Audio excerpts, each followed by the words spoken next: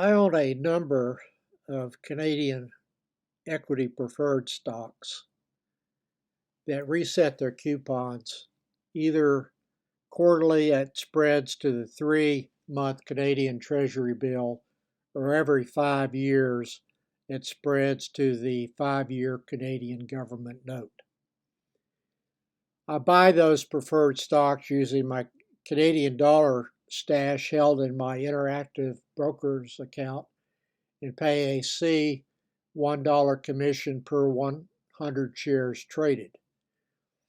I have snapshots of my gains in my Gateway post of equity preferred floating rate stocks with the total realized gain in Canadian dollars from those reset preferred stocks currently at $17,822.50.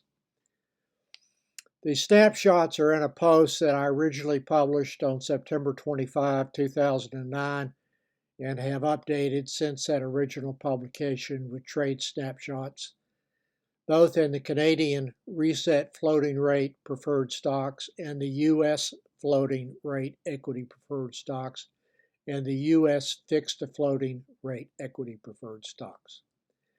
I had two Canadian reset preferred stocks that reset their coupons for 5 years today.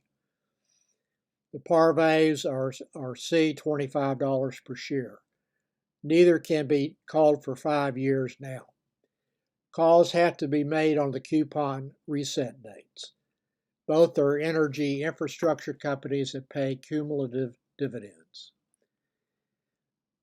The first is the Enbridge Series P preferred stock, which I've traded frequently and currently own 500 shares at an average cost of $16.05.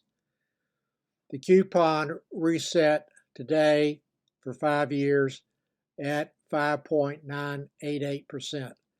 That is calculated at a 2.57% spread to the 5-year Canadian bond yield as of today, which was 3.418%. The new yield is higher than the prior one and produces a 9.3271% yield at my total cost of Canadian $16.05. To arrive at that yield, multiply the coupon of 0.05988% by the $25 par value, which equals a $1.497 annual per share dividend, and divided that by the total cost of $16.05, and you get that 9.3271% yield. The other 5-year reset was the Pembina Series C. That would be like the symbol would be PPLPRC, that trades on the Toronto Exchange. I own 400 shares at a total cost of $16.75. The reset coupon for the next 5 years is 6.019%, calculated by taking the 5-year Canadian bond yield of 3.419, the same as the Enbridge, plus a slightly higher spread of 2.6%. My yield at my average cost per share is now at 9.24% for the next 5 years. I will discuss these resets in my next post. The unrealized gain in those two preferred stocks as of today's close is 2,460 Canadian dollars. I will include some snapshots in my next post.